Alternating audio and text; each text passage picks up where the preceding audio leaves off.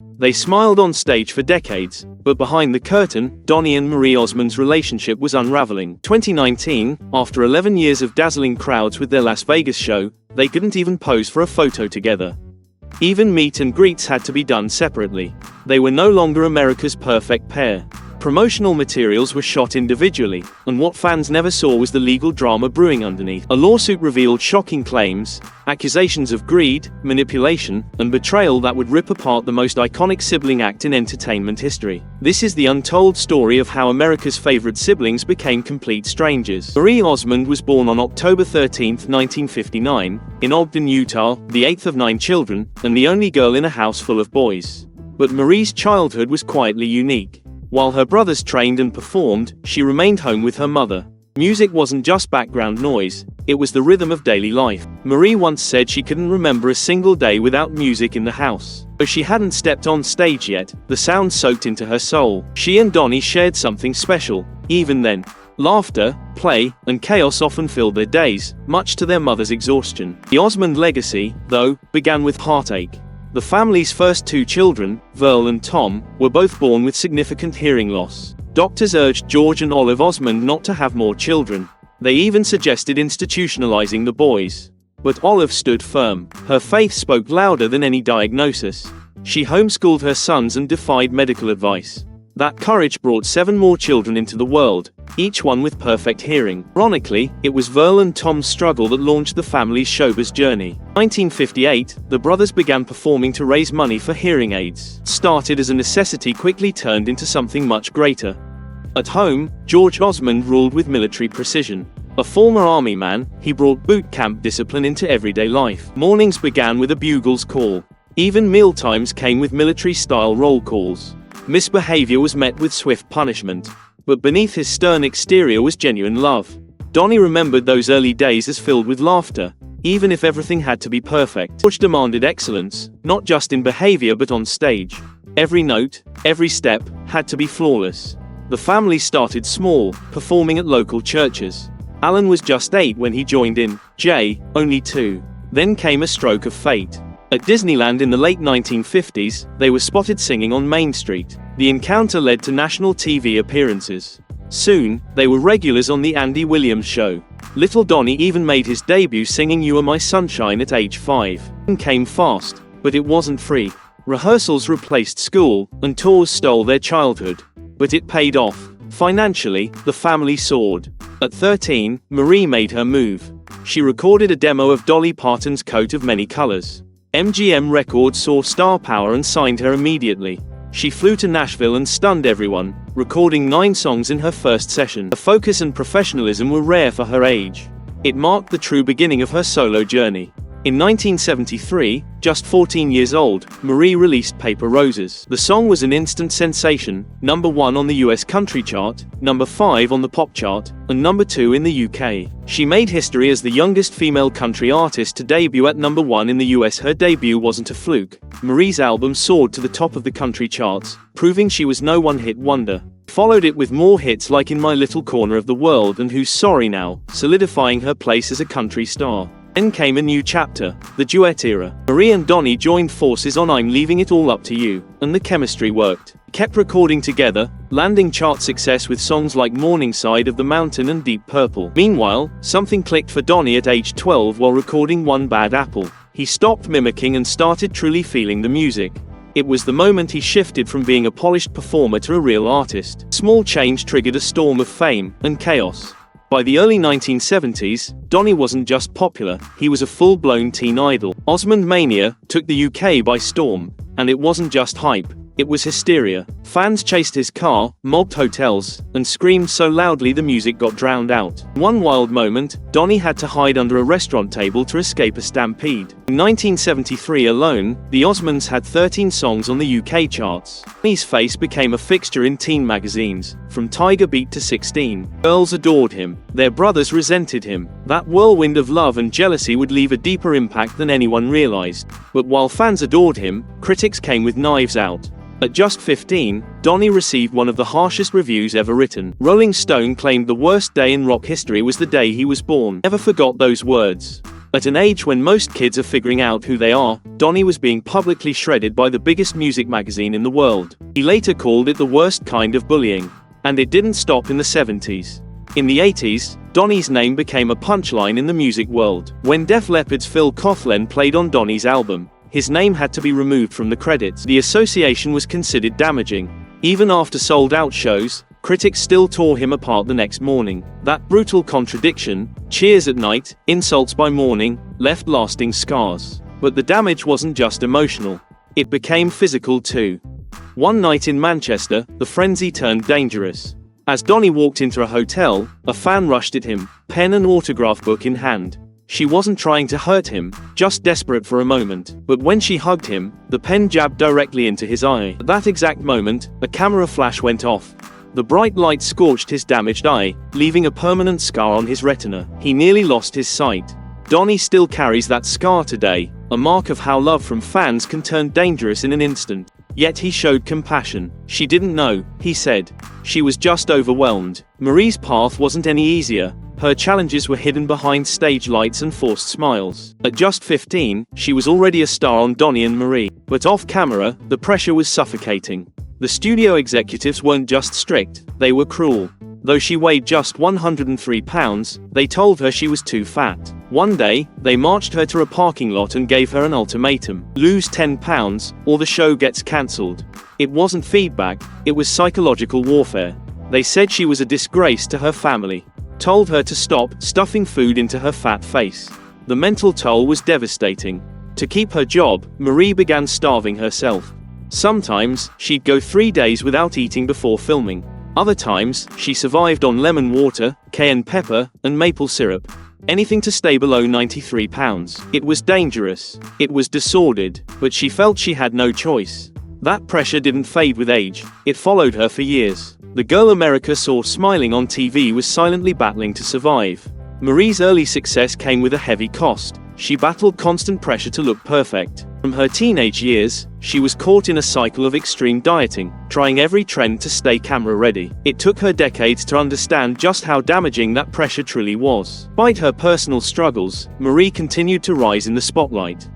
As a young star, she had high-profile relationships, including with Andy Gibb of the Bee Gees. Their time together was filled with promise, but outside pressures and personal challenges took a toll. Eventually, they went separate ways, and Marie was heartbroken. She also briefly dated actor Eric Estrada, though she's kept the details of that chapter mostly private. Her path to lasting love was full of twists.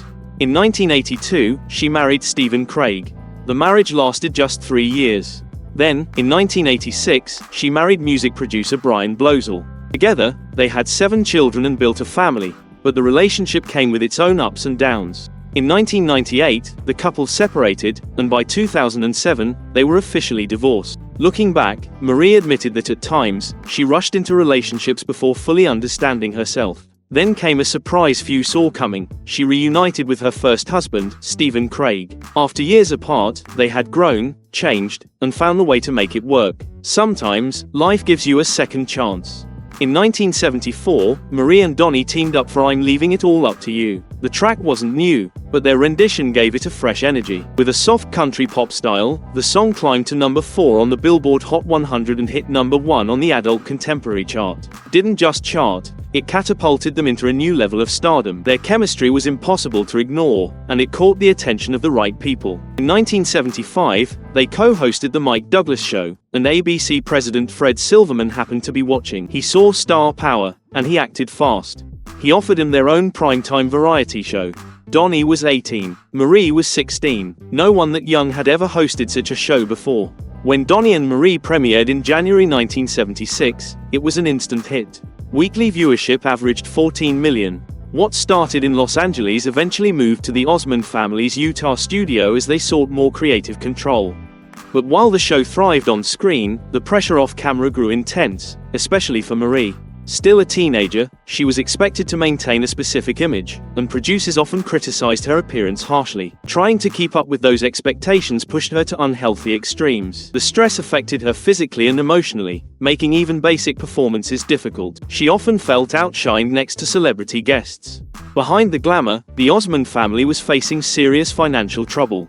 Jimmy Osmond later revealed they lost between $80 minus $100 million due to poor financial guidance and mismanagement, had trusted advisors and pooled their resources, hoping to build something lasting, but it backfired. Many of their father George's business ventures failed, nearly wiping out the family's wealth. The one thing that saved them from total collapse was real estate. George had wisely invested in property, and selling those assets helped the family recover some financial ground when all else failed. Public interest also took a hit, and part of it had to do with Donnie's private life. On May 8, 1978, he married Deborah Glenn, but didn't go public with the marriage for 3 years. He knew how much of his fame relied on being seen as the dream teen heartthrob. Once fans discovered he was married, the frenzy started to fade, and so did the ratings. The show scrambled to stay alive, changing its format and even renaming itself The Osmond Family Show, but the magic was gone. By May 1979, when the variety show ended, it wasn't Donny and Marie who chose to close the curtain.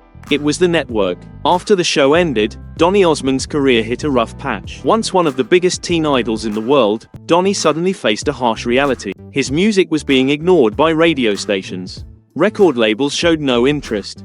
Despite having more top 40 hits than Michael Jackson by 1978, he found himself irrelevant in the changing music landscape. Donnie later admitted he felt like a prisoner of his own past. His image as a teen idol was impossible to shake, and the pressure to maintain that image weighed on him. By the mid-1990s, the stress turned into crippling panic attacks. He was eventually diagnosed with social anxiety disorder. There were moments before going on stage when he said he would have rather died than perform. Marie, his sister, watched him struggle. She remembered how, even in the 70s, Donnie would sit alone in his dressing room, trying to gather himself. Despite everything, he kept pushing forward.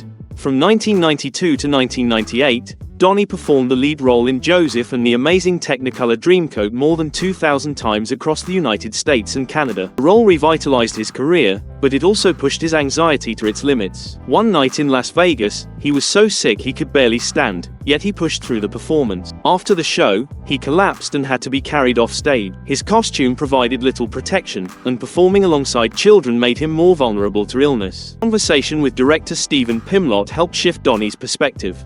Pimlott told him that theater was a place where people came to dream, and as a performer, he was in charge of that dream. This idea became something Donnie could hold onto, helping him manage the pressure and return to the stage. December 2024, Donnie will take on a new role as the Pharaoh in Joseph and the Amazing Technicolor Dreamcoat, marking another step in his journey. Meanwhile, Marie was also making a comeback. After their variety show ended, she faced her own struggles but found success again in the mid-1980s with country music. Signing with Capitol Records, she teamed up with Dan Seals for the duet Meet Me in Montana, which became a #1 hit in the US and earned them Vocal Duo of the Year at the CMA Awards. Marie's return to country music continued with hits like There's No Stopping Your Heart, and her album I Only Wanted You spent 37 weeks on the country charts. Single Read My Lips made the top 5, and she earned Grammy and ACM nominations for her work. 1998, TV legend Dick Clark had an idea to bring Donny and Marie back as daytime talk show hosts. Though hesitant, they agreed, and the Donny and Marie show debuted in September 1998. With a live house band and big-name producers, the show had plenty of buzz. But despite nominations for daytime Emmys in 2000 and 2001, the show was cancelled after just 2 seasons. It was another attempt to revive their 70s magic, but not everything was lost. A decade later, Donny and Marie began a 6-week residency at the Flamingo in Las Vegas. What started as a short-term gig turned into something much bigger, marking the beginning of a new chapter in their careers. The Las Vegas residency, originally planned for just 6 weeks, lasted 11 years and became one of the most successful stages of Donny and Marie's careers. During this time, they performed 1,730 shows, attracting nearly 1 million fans. Their residency at the Flamingo was so iconic that, in 2013, the venue renamed its showroom in their honor. Behind the scenes, however, the workload was grueling. Marie faced physical challenges, including a knee injury during one of the shows, but she continued to perform while wearing a brace. After rehearsals, the strain on her muscles was so intense that she sometimes had to crawl up the stairs at home. Despite the physical toll, she kept a sense of humor, joking on live TV that Donnie, at 61, was getting old. Though their on-stage chemistry was undeniable, off-stage, their lives were quite separate. Marie was a single mother to 8 children, and the structure of the Las Vegas residency helped her rebuild after the loss of her son, Michael, in 2010. Donnie, on the other hand, focused on other projects and had his own team and dressing room. Rumors of a feud between them were inevitable, but Marie laughed them off, saying, "We get angry every day. We're siblings." Their act, while a massive success, was carefully tailored to fit their individual styles. Donnie leaned into pop and theater, while Marie brought her country music influence to the stage. Despite occasional creative differences, the show kept growing, and their extended contract deal kept them performing for more than a decade. The demand was too high, and the rewards too great. Their faces became synonymous with the flamingo, and their legacy in Las Vegas was cemented as one of the longest-running acts on the Strip. As the years went on, the cracks in Donnie and Marie's relationship became harder to hide. By 2018, fans noticed that the promotional photos for their final shows were taken separately, and even the meet and greets were divided. You could meet either Donnie or Marie, but not both at the same time. Whispers from insiders suggested that they barely spoke off stage. The situation reached a boiling point when a lawsuit was filed. Their producer accused Donnie of trying to cut him and their agency out of the profits, portraying Donnie as manipulative and greedy. Marie was also named in the suit, accused of staying silent. The lawsuit revealed how strained things have become behind the scenes. Despite this, the Osmonds tried to keep their final years in Las Vegas lighthearted. When they announced the end of their residency in 2019, they made it clear that it was just time to move on to solo projects. However, by early 2023, rumors surfaced that Marie had refused to ever perform with Donnie again. Their final performance in 2019 was emotional. The two hugged and cried, and Marie famously said, "I'll see you at Christmas." But that moment felt like more than just a farewell to their stage show. It signaled the end of a long and complicated chapter in their lives. Throughout her career, Marie Osmond has lived through tremendous loss, pressure, heartbreak, and public judgment. Yet, despite it all, she kept returning to the stage, to her children, and to the spotlight. Not because it was easy, but because she believed in choosing life and moving forward, time and time again.